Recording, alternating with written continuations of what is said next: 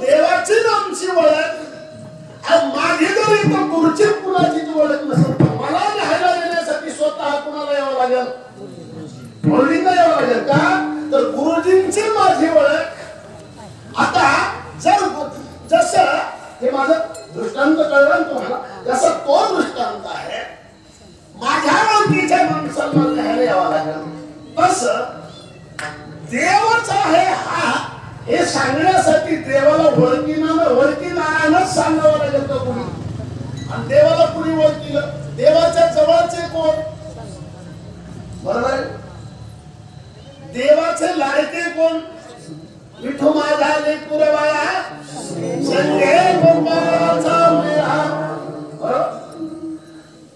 देवाच्या जवळचे संत कोण मग हाच देव आहे असं सांगण्यासाठी देव मिळणं कठीण नाही देव कळणं कठीण नाही आणि हाच देव आहे त्याची ओळख करून घेण्यासाठी आपल्याला कोणाच्या पाया पडायला पाहिजे आता कोणाच्या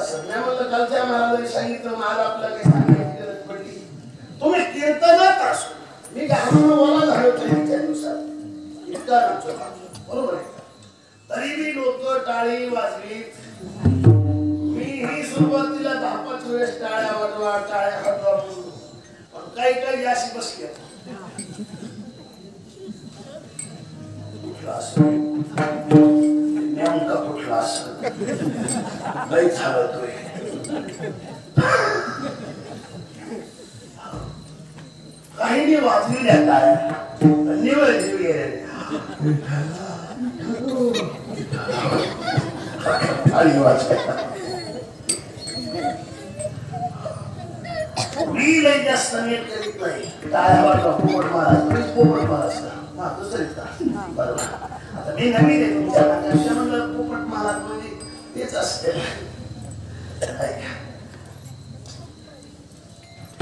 मी नवीन आहे तुमच्या भागात मी काय कीर्तनात असंच लोक म्हणतो टाळ्या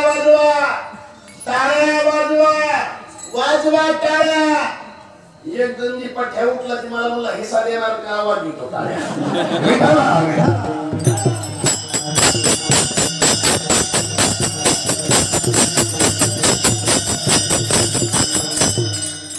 लोक भारी हो काय सांगा तुम्हाला 100 एक मंडळी कोण किती हुशार असेल ते सांगताच येत नाही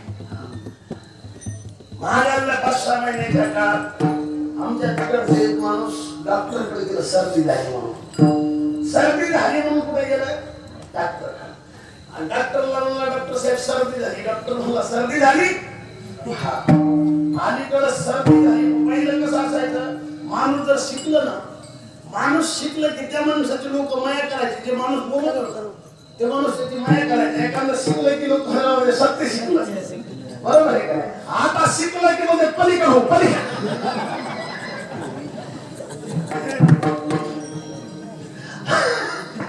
आता बघा इथे किती गर्दीत बसल्या त्या महिला त्याच्यात जर एखादी माऊली शिकली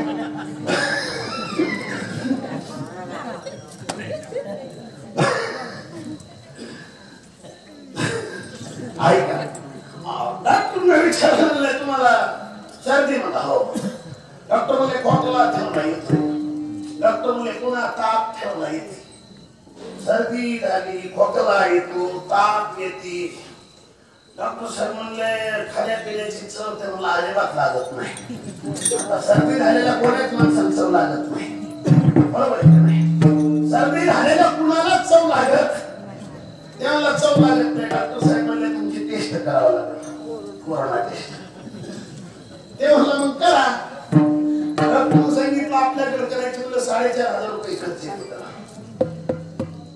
ते म्हणला कमी जास्त करा ना आता डिस्काउंट मध्ये काही त्यांनी सांगितलं नाही तसं नाही बरोबर आधी 4,500 भरा मग तपास हे पेशंट असं हुशार होत त्यांना असं होतं मला ह्याला 4,500 देण्यापेक्षा आपण प्रयोग हे डॉक्टरच्याच तोंडावर शिकलं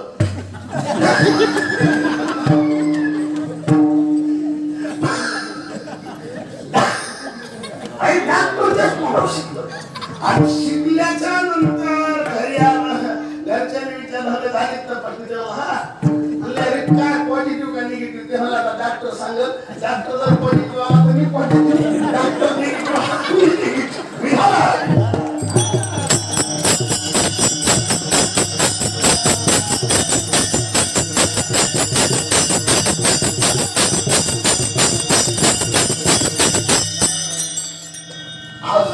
हुशार एक म्हातारी होती काही नेहमी बघा एकटी कशी जाऊन सगळा गाव हाकून घेऊ काही म्हातारी अशा खोडीला असतात एक म्हातारी एक दिवशी अख्ख्या गावात घेऊन कुणाची तपकीर वड कुणाची पिढी वड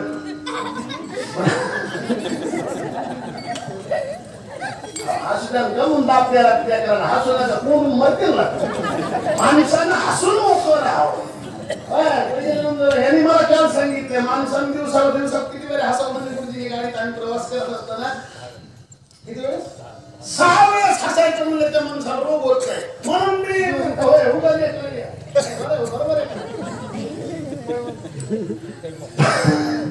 असं प्रेस राहिलं पाहिजे माणसाला काही देवाचं सांगायचं खरं सांगतो तुम्हाला मी माणसं हसू उलटी बांधते पण मी साधूच्या समोर नाही बी मोकार विनोद करणं योग्य नाही दादा आणि मी गुरुजीच्या समोर कीर्तन करतोय याच्यासाठी थोडस बंद लागत नाही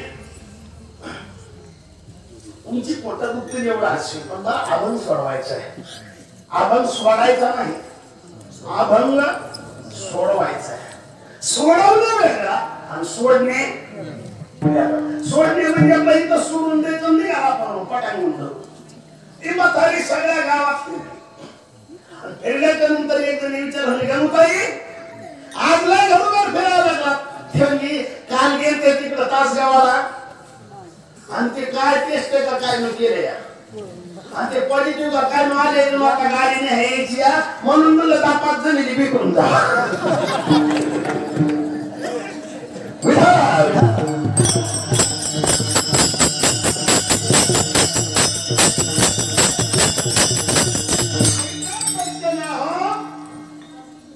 हरीची प्राप्ती करून घ्यायची असेल तर सेवा कुणाची करावं लागेल. हरी कळवून घ्यायचं असेल, हरी मिळवून फायदा नाही. हरी कळायला पाहिजे, बरोबर आहे.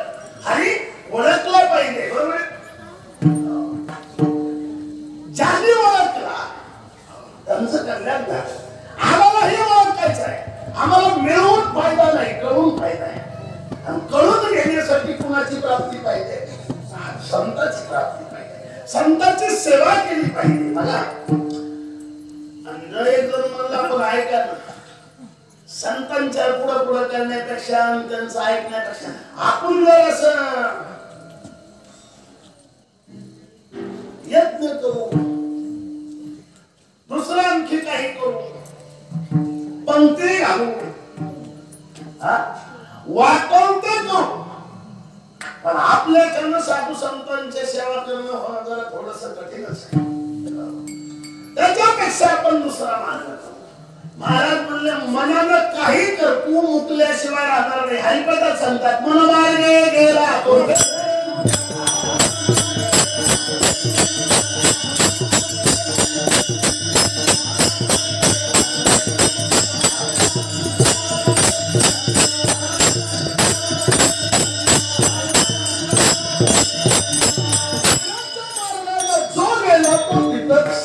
संपला. आणि भले भले संपले तिथं. किती मोठे मोठे ज्यांच्याकडे भिंता नाही संतांच्या जवळ. आणि ध्यानात ठेवा, जीवनात तुमच्या संत मिळतीलही तुम्हाला, पण आपल्याकडे संतांविषयी भिंता असणं गरजेची. संतांकडे जात असताना कसं जावं? गाली संताशी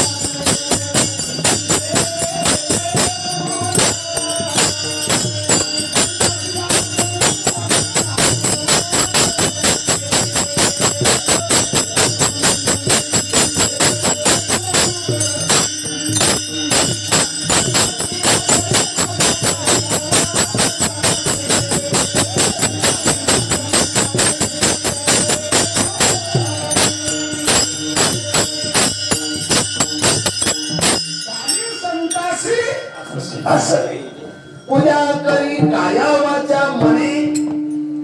संतांना असं द्यावं, त्यांची पूजा करावी. आणि मग त्यांना विचारावं, महाराज माझ्या मुलाला नोकरी लागेल का सांगा. संतांना विचारावं.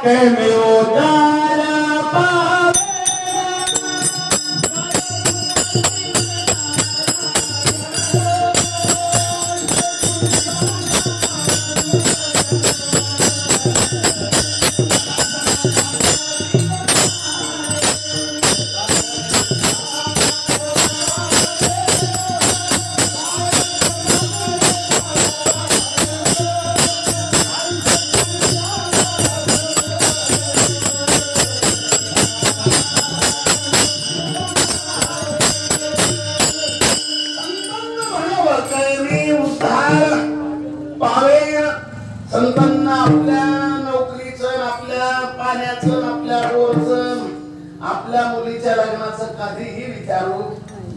व्यवहारातल्या गोष्टी संतांना कधी विचारायच्या. त्यांना सांगायचं मला देव भेटल का, भेटल का मला देव, देवाची माझे होईल का, देव माझ्यावर कृपा करील का. संतांना विचारावं. पण लिहिते जाऊन तद्विधी प्रणिपातेन परिप्रश्नेन सेवया उपदेक्षिते ते ज्ञान ज्ञानेन तत्वदर्शनः. तद्विधी प्रणिपातेन प्रथमतः साधूकडे जाताना नमस्कार करावा. हिमतीनं धावत. बरोबर आहे. जर एखाद्या साधूकडे गेला, ए महाराज, ओ बुवा, आमच्या मुलाचं कसं आहे तेवढं सांगा जरा, होईल का आपला?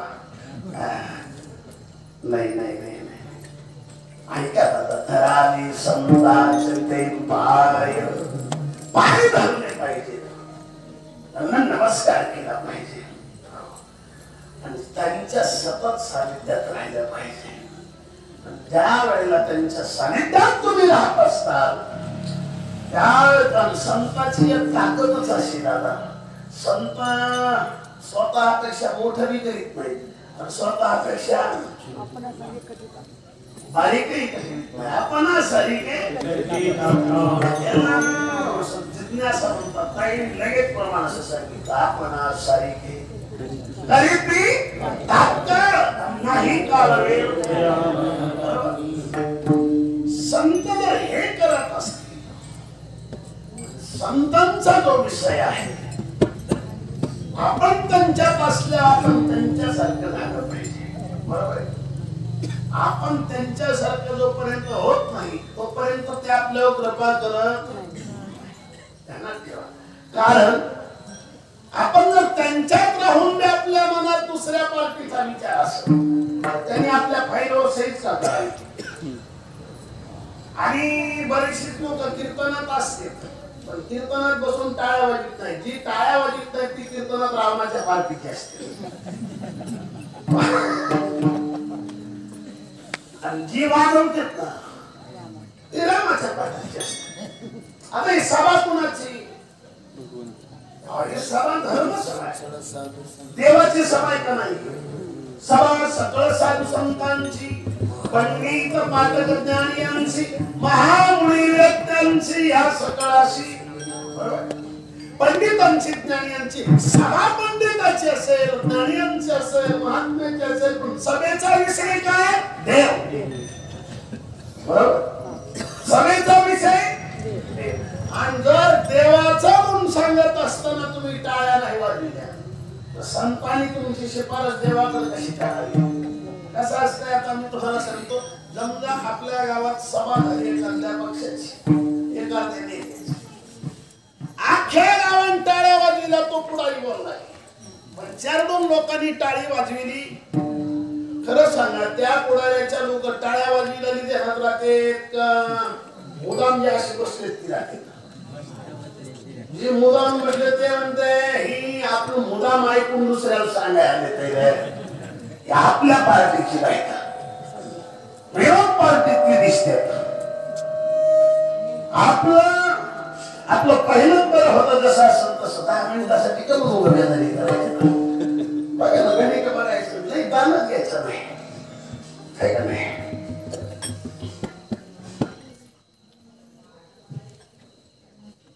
आपण त्याच्या पार्टीचं होण्यासाठी त्याच्या सभेत टाळ्या वाजवणं गरजेचं आहे.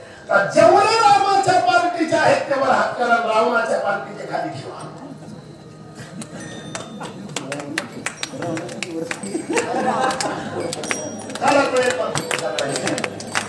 सगळ्यांनी वर हात करा. कथा झाली मावशा करावर हात देवाच्या ठिकाणी काही लावायची गरज नाही.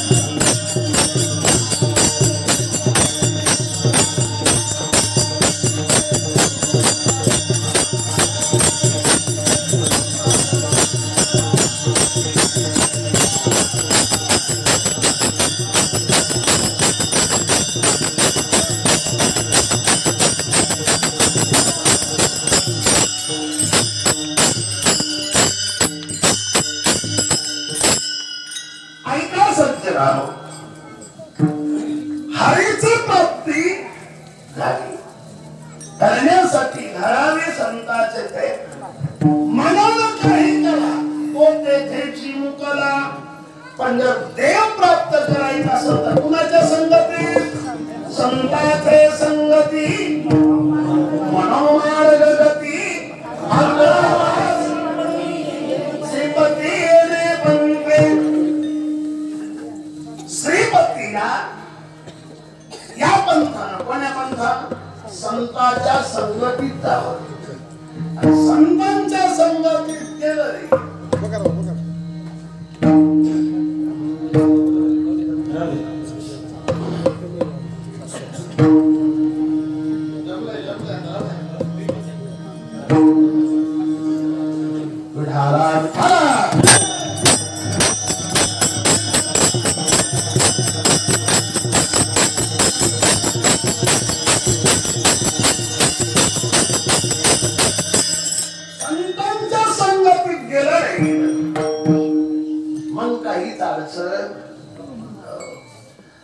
देवाला भेटायच्या प्रवासामध्ये तुम्ही कधी थकलात तर संत तुम्हाला टाकून जाणार नाही भागली आमज वाहतील करिये त्यांची आणे डोळे सर्व सुख भागल्याच्या नंतर थकल्याच्या नंतर संत तारक आहे बरोबर आहे ना वाहतील करिये त्यांची आणे डोळे सर्व सुख त्यांच्यामुळं सर्व सुखाचं होत आहे काय अलीकडं लोकांना मला समाधान वाटतंय गुरुजी आज की तुम्ही मला असं वाटायला की खरंच मी आज पंढरपूरमध्ये कुठं एवढी पब्लिक इतक्या प्रेमानं हे टाळकरी सगळे एवढे छान आहेत फक्त पलीकडची पोरं तुम्ही बोलू नका 10 मिनिटं सगळे छान आहेत टाळकरी मृदंग वाजवणारा तर सगळ्यात छान आहे टाळकरी छान आहे पण तुम्ही आलेली माणसं त्याच्यावर छान आहे राहायचंय घडीवरून कुठं तुमच्या नदी लागत बसू विठाला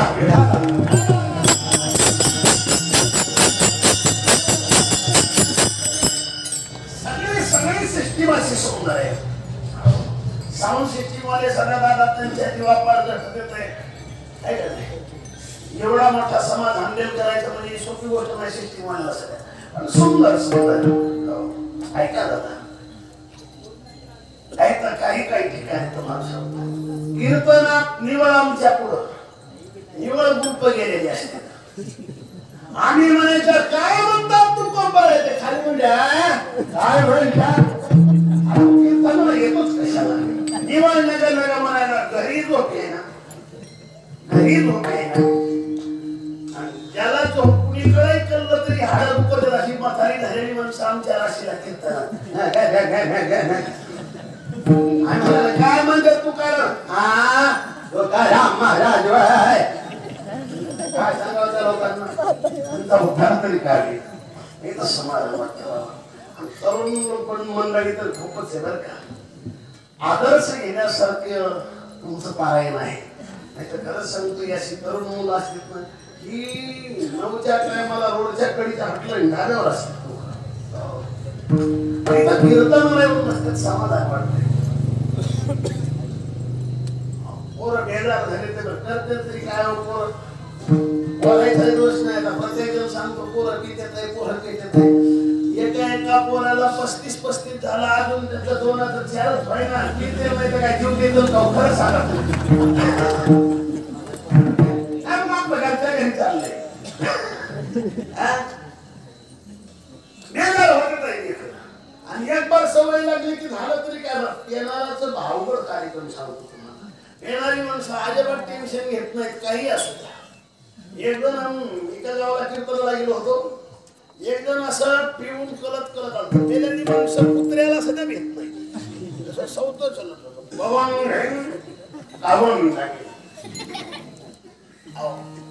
चलत असं कलत आलं दारात त्याच्या म्हैस बांधली होती म्हैस कळतील मस बांधली होती दारात त्याचा कल म्हशीच्या अंगावर पडलं. कल गेल्यावर म्हशीच्या अंगावर पडलं तर म्हशीचं शिप उडालं त्याला. म्हशीच्या शिपटाला हातात धरून ते बायकोला हाक मारायला. सगुणा, ए सगुणा,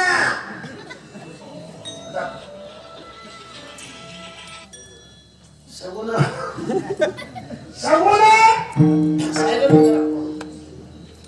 पिणारा जवाई कांदे सुद्धा बोलत नाही.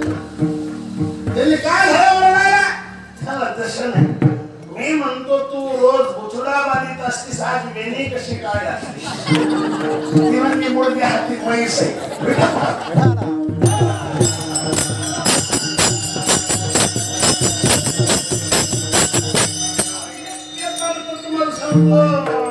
मित्र कंपनी हे इलेक्शनचा प्रेड झाला, पुन्हा सवाल इलेक्शनला, पुन्हा कोणताही इलेक्शन झालं.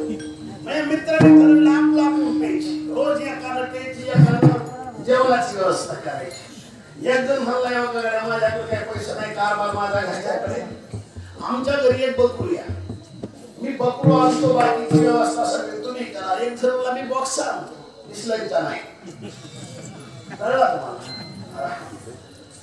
दुसरा म्हणला मग बाकीचा कार्यक्रम मी करतो. त्यांनी सांगितलं 9च्या पुढं बकरा आणायला जाणार. मंडळी झोपल्यावर काही अडचण नाही. 9 वाजता पियत बसली, आणि पियत बसल्यावर 9 वाजता हे गेलं ना सगळं घरात बघायचं. मंडळी झोपली काय, घरात बघत बघत कोठ्यातलं उचललं, कोठ्यातलं आणि शाली दूध आलं गेलं घेऊन. अंधारात कार्यक्रम केला. जेव्हा तुम्हाला ही सकाळी मग पहाट उठून आले, रातभर पेलेली जी आहेत ना त्यांची तोंड सकाळी बघण्यासारखी असते. निवड मरेल दिसतात, असे कसमुखी तोंड दिसते. घरी आला दिसतं असं बघायचं मोठ्याकडे.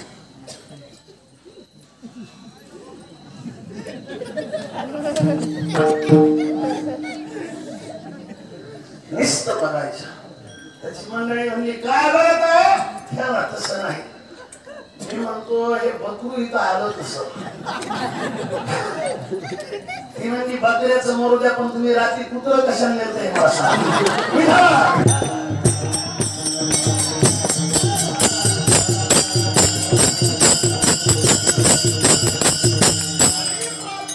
उपाय धरावे संताचे ते पाय, तेने साधती खायला. संतांचं पाय, संतांच्या जवळ गेल्याशिवाय हरीची प्राप्ती होणार. एकदम म्हणला पण ठीक आहे, आम्ही जर संतांच्या जवळ गेलो, देवाचं कार्य जर आमच्याकडून कमी झालं तर चालेल का? महाराज म्हणजे काहीच नाही जरी केलं तुम्ही देवाचं, फक्त संतांचं केलं तरी देव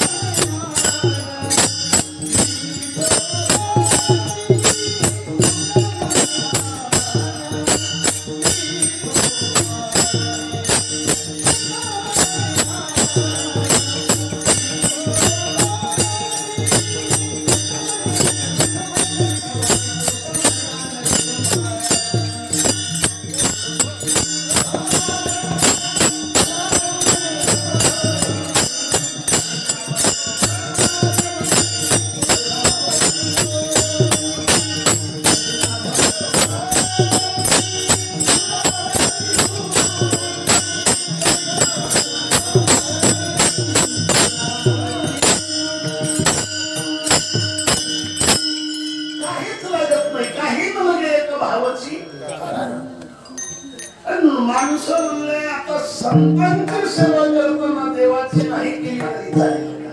महाराज सांगतात ते नाही देवाची सेवा केली तरी चालेल. ऐका, एवढं उदाहरण सांगतो, सेवा भक्ती घेतो. मी 9च्या पुढे एकही मिनिट जाणार नाही, 9च्या अलीकडे मी एकही मिनिट राहणार. एक अर्धा मिनिट कमी राहिला तर आपण म्हणते एका मिनिटाचं किती काढायचं सांग. मी प्रेमासाठी आलो गुरुजीच्या, खरं सांगतो तुम्हाला. नाहीतर याला असं जात नाही असं नाही. मी महाराष्ट्रभरात पण तुमच्याकडे येत आलो. गुरुजीचं प्रेम ऐका सज्जना.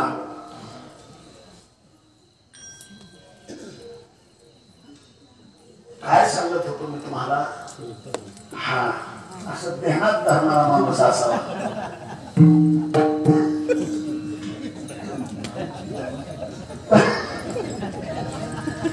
तुम्हाला एक मी मुद्दा सांगणार होतो.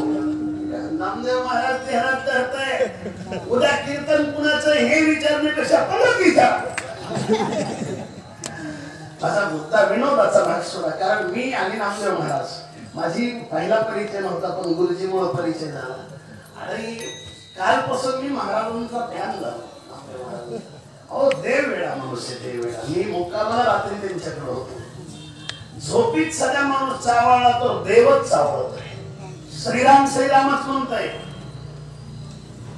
घरामध्ये काही करत असत नाही, सतत देवाचं नाम चालू आहे.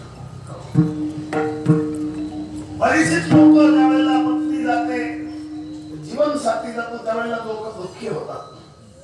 कधी कधी काही लोक व्यसनाधीन जातात. पण मी मलाच आमच्या सुनील महाराजांना म्हणलो, आता सुनील महाराज म्हणजे जे लोक सुनील महाराजाला ओळखतात त्यांच्यासाठी सांगतो. सुनील महाराज हे माझ्या गावचा मुलगा आहे, पण 6 महिन्यासाठी गुरुजींना दत्तक दिलाय. आता वाजवा त्याच्यासाठी दिवसभर आणि संध्याकाळी गुरुजीचा फोन आला की किती वाजता गुरुजी आजपर्यंत कंटाळा केला, मी येणार नाही म्हणून. मी पहिल्यांदा गुरुजीला फोन केला, म्हटलं माझा एक गायक तुमच्या कारखान्यावाला आहे गुरुजी, आणि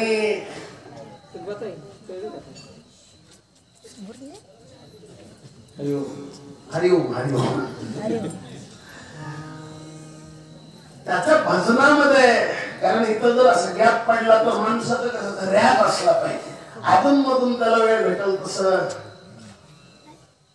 त्याला भेटा आली कधी कधी भजनाला बोलवत जातात. पण प्रकार काय, माझी या जातीचे मत भेटू, जातीची माणसं जर भेटली ना जातीची, तर त्या माणसाला स्वाभिमान असतो. बरोबर आहे. माझ्या जातीची मला भेटावी. जात म्हणजे सांगतो तुम्हाला, माळकऱ्यात माळकऱ्यांची जात, हा वर्तनात वर्तनाची जात. वर्तन माहिती का तुम्हाला? हा एक दिवशी गाव घेऊन तुमच्या पेताळाची येतात. गुरुजी दुसऱ्या दिवशी का त्याच दिवशी सुनीलला भेटायला गेले. मी फोन करू शकतो गुरुजी, सुनील म्हणला गुरुजी इथं आलेत. दोघांची भेट झाली आणि कितीही घेणार होत्या, औषधाचा धंदा चांगला नाही दादा. पण गुरुजींनी फोन केला आणि गुरुजी आज थकलोय असं एखाद्या वेळेस फोन आला तुम्हाला तसं नाही आला. ऐका सज्जन, मला सांगायचंय तुम्हाला, मी सांगत होतो देवाची सेवा नाही घडली तरी चालेल, देवाची सेवा नाही केली तरी चालेल. देव तुमच्या घरी तुम्हाला विचारित येईल. सेवा संताची झाली पाहिजे. जसं की बाळूमामाचं एवढं सुंदर मंदिर बांधले तुम्ही, बाळूमामाचं एवढं मोठं सुंदर पारायण बाळूमामाच्या नावानं ठेवताय तुम्ही. काय कमी पडत तुम्हाला? मामा काय कमी पडत येते तुम्हाला? एक दृष्टांत संपूर्ण सेवा आटोपती घेतो बाबा, जास्त वेळ घेणार नाही तुमचा. पण माहित आहे तुम्ही सर्व कष्टकरी मंडळी आहात, दिवसभर थकलेली माणसं असतात. ऐका, पैठण या क्षेत्रामध्ये ज्यांचा हा अभंग आहे ते एकनाथ महाराज श्रीमंत साधू संतांच्या यादीमध्ये एकनाथ महाराज एवढा कोणी श्रीमंत झाला नाही. बाकीचे संत श्रीमंत होते पण लोकांनी लुटून खाल्ले. जगद्गुरु तुकोबाराय खूप श्रीमंत होते. लोकांनी नेहलं ते महागारी आणून दिलं. याने वागानं गड्याला मागितलं नाही आणि लोकांनी मनानं आणून दिलं नाही. एका माणसानं मला विचारलं, महाराज तुकाराम महाराज रुपये घेत नव्हते कीर्तनात, तुम्ही कसं घ्यायला? काय म्हणलं त्याचं कारण सांगतो तुम्हाला. तुकाराम महाराज आम्ही त्यांचे अनुयायी आहोत, आम्ही त्यांच्या मार्गाने चालतो म्हणजे आम्ही त्यांची लेकरच आहोत. बरोबर आहे का नाही? आम्ही त्यांचे लेकर आहोत आणि आमच्या तुकाराम महाराजांची सावकारी त्या टायमाला सगळ्या लोकांनी बोलली होती.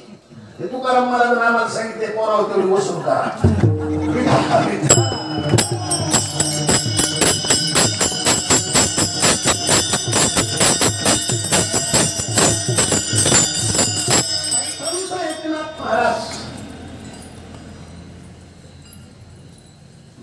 रामायण ग्रंथ लिहित होते.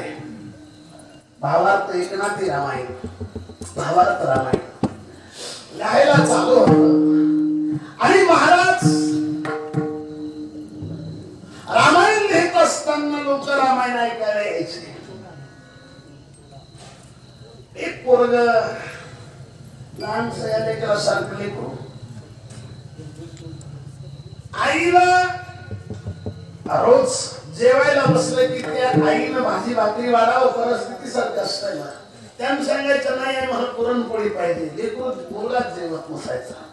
त्यांनी सांगायचं बाळा आपण गरीब आहोत ते म्हणलं आपण पोतीला जातो ना. पोतीला गेल्याच्या नंतर पोती ऐकायला गेल्याच्या नंतर नाथाच्या घरी मला रोज रोज पुरणपोळी, कारण देवाला नाही वाटत पुरणपोळीचा एकनाथ महाराजांचा रोज असायचा. आजही आहे. नाथाच्या घरी रोज पुरणपोळी होती. मग आपल्या घरी का नाही? तिने सांगितलं तो श्रीमंत आहे, आपण गरीब आहे. गरीबाच्या घरी पण लेकराला ही लहान लेकर झालं काय घेणं त्यांना माय बाप गरीब काय श्रीमंत काय दुसऱ्याच्या हातात दिसलं हे मागणार आई बापानं ते पूर्ण केलंच पाहिजे. गरीब माय होती कुठून देणार तू म्हणते?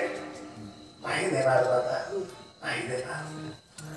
पण त्यांना हट्ट झाला, रडायला सुरुवात केली. जेवणार नाही म्हटले. मी हमेशा सांगत असतो दादा, जन्मदाते आई बाप जे असतात ना मुलासाठी लाज सोडतात. लाज ध्यानात ठेवा. जन्मदाते मायबाप जे असतात लेकरासाठी स्वतःचा विचार कधीच करत नाहीत, लाज सोडतात दादा. आणि जर ते आमच्यासाठी लाज सोडत असतील तर आपण तितकी लाज सोडू नका की त्या आई बापाला म्हणतात का वेगळं खाण्याची वेळ त्यांच्यावर येत असेल.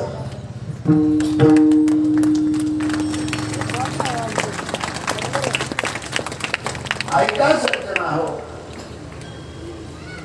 आई बाप काय कमी केलं तुमच्या मायबापानं तुमच्यासाठी? तुम्ही लहान होता, कधी कधी तुमची माय वृद्ध झालेली असेल दादा, कधी कधी तुमचे बाबा वृद्ध झाले असते. वयाच्या मानाने तुमची आई तुम्हाला कधी बोलतही असेल. पाय पडेल मी तुमच्या सगळ्यांच्या. तुमची आई तुम्हाला बोलतही असेल, तुमच्या पत्नीलाही बोलत असेल, तुमच्या पत्नीलाही बोलत असेल. पण कधीच आईला बायको देता रागावून म्हणत जाऊ नका तुला अक्कल नाही, तुला कळत नाही, वेगळी राहा, तुझं माझं जमत नाही. कधीच म्हणत जात जाऊ नका रे. तुमच्यासाठी खूप भोगलंय त्या माऊलीनं. लक्ष देऊन ऐका, खूप भोगलंय तुमच्यासाठी.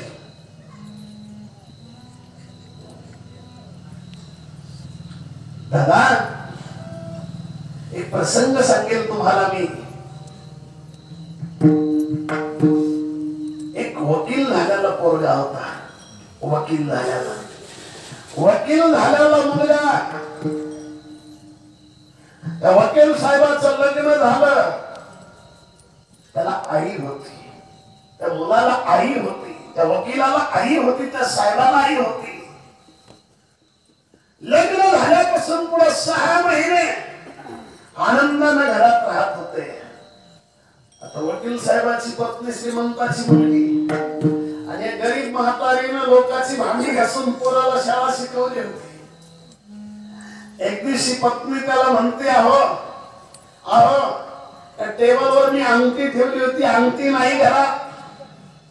त्यांनी सांगितलं नीट पाहत होतं तरी दुसरीकडे ठेवली असतील. तिने सांगितलं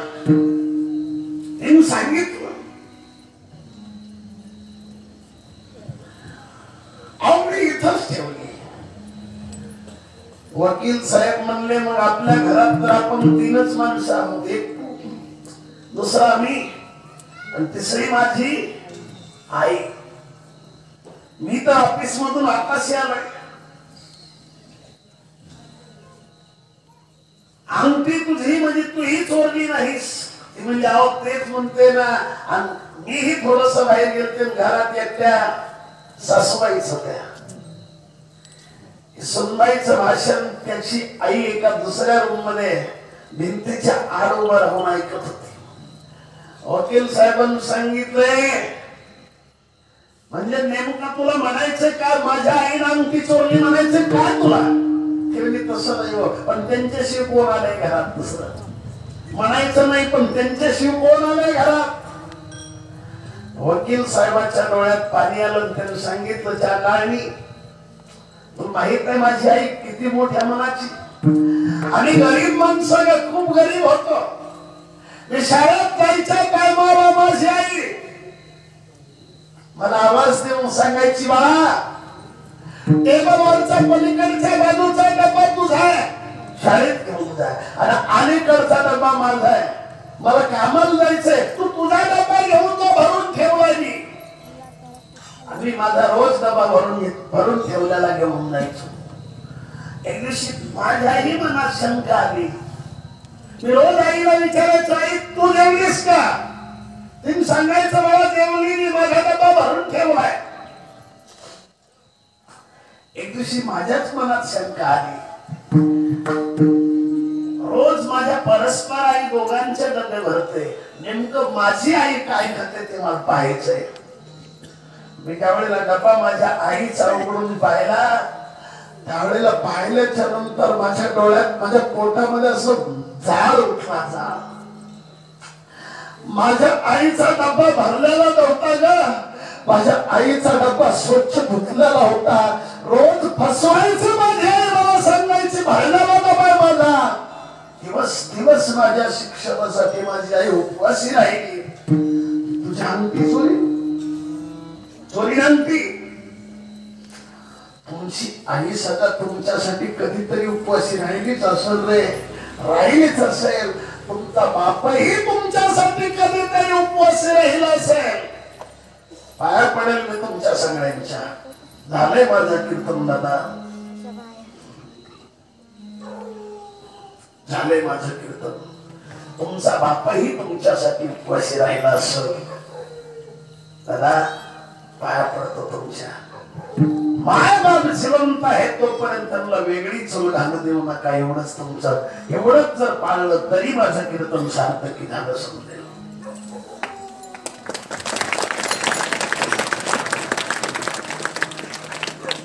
आणि इथं बसलेल्या जेवढ्या तरुण मुली आहेत, इथल्या जेवढ्या सुना, मी तुमचा सख्खा भाऊ असं समजा, भाऊ समजा. मला तुमच्या पाया पडतो, तुमच्या पाया पडतो. पण सासूला त्रास होईल असं वागू नका ग, नका वागू. ऐका एकदा या भावाचं. कधी कधी चुकत असेल तुमची सासू, लगेच मालकाला सांगून त्याचं कान भरीत जाऊ नका. आणि तुम्ही जर तुमच्या सासूला त्रास दिला, लक्षात ठेवा तुमची भाऊजाई तुमच्या आईला हाणणार एक दिवशी. जैशी करणी वैशी भरणी. म्हाताऱ्या हो, तुम्ही आई ते हानी जाऊ नका. एखाद्या वेळेस सुनबाई चुकली तर लगेच पोराच्या मागे लागायचं नाही. लेक म्हणून सांभाळा. आणि तुम्ही दोघी जर प्रेमानं राहिलात तर तो माणूस तो घरात कमवता पुरुष आहे ना. मी हमेशा सांगत असतो, 80% लोक बायकोच्या आईच्या दोघांच्या भांडणामुळे दारू पिते लोक.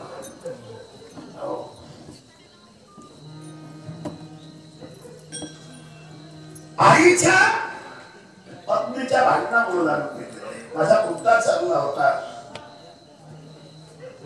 मी 5 मिनिट थोडा पुढे जातोय. काही अडचण नाही ना? ओळखायचं असलं तर तसं सांगा. नाही ऐका. आईला हट्ट धरला त्या मुलाकडे. नाताच्या घरी पुरणपोळी. आई गेली, नाथ बाबाचं दर्शन घेतलं. सांगितलं बाबा पोरग जेवत नाही, पुरणपोळी मागतं बाबा. आम्ही गरीब बाबा, आमच्या घरी पुरणपोळी नाही भेटत बाबा. नाथाने सांगितलं तुझं पोरग जेवायच्या टायमाला माझ्या घरी लावी जात. पोराला माझी जाऊ. नाथ बाबा शांतीब्रह्म होते. मग हे रोज जायचं. पण आईनं सांगितलं बाळा नाथाच्या घरचं फुकट खायचं. ते साधवीत ते संत त्यांची सेवा करायचं.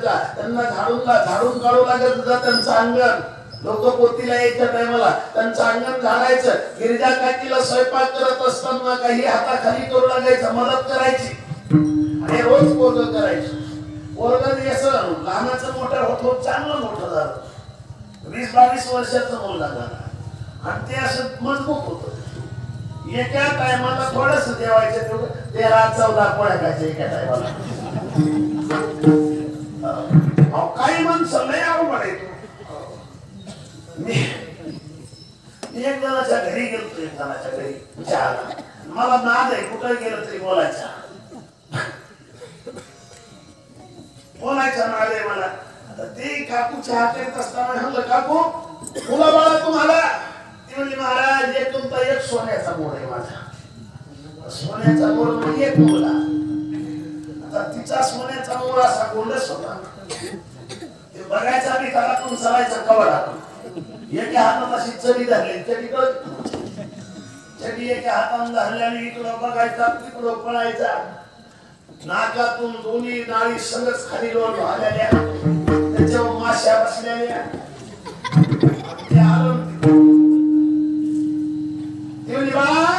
आपल्या बाबाच्या पाया पड घालून माझ्याजवळ आल्याच्या नंतर येऊन पाया पडलं. म्हणलं आता बरं कसं असतंय. त्याच्या घरच्या हाताच्या म्हणलं गोडच म्हणलं फार गोंडच दिसतो मुलगा, छान दिसतो. आपल्या बाबाच्या मांडीवर बस. आणि बाळ बारीक होत, 65 किलोचं होत. बसल्यावर माझं पाया उडून गेलं ना. त्या म्हणलं बाळ्या उठते. मम्मी बस म्हणली. मी नसतो उठत. म्हणलं बाळ्या उठ म्हणतोय. ठेवला नसतो उठत. ते पोरग असं खायचं किती 13-14 पोळ्या. आणि तेवढं खायचं असं झोपायचं. पण अंगण झाडून करायचं, नाथाची सेवा करायचं कधीच कमी पडलं नाही. त्यानं पुती चुकून सध्या ऐकली नाही. रामायण त्यानं चुकून ऐकलं नाही. पण ज्या दिवशी रामायण देह आपला नाथ बाबाला वाटलं आता आपलं देह ठेवायचा आहे. नाथाने सांगितलं उद्या मी तुमच्यात नाही. लोक म्हणजे हे अर्ध राहिलं रामायण कोण सांगा. त्यावेळेला नाथाने सांगितलं अर्ध वरलेलं रामायण माझा गावोबा सांगेल. कोण सांगेल? माझा गावोबा सांगेल. दुसऱ्याला सांगायची गरज नाही. ते साधती गावोबा सांगत म्हटले. आणि गावोबाने निस्त्या पोळ्याच खाल्ल्या होत्या. पण नाथाने सांगितलं उठ गावोबा. आणि रामायण डोक्यावर हात ठेवल्याबरोबर रामायण लिहायला सुरुवात केलं. एकनाथ महाराजांचं रामायण अर्ध गावोबानं लिहिले. पण कोण्याच पठ्याला त्याच्यातला बदल कळत नाही. ही ताकद कुणाची? ही ताकद कुणाची? हा संतांची सेवा केल्याचा परिणाम अभंगाच्या दुसऱ्या चरणात.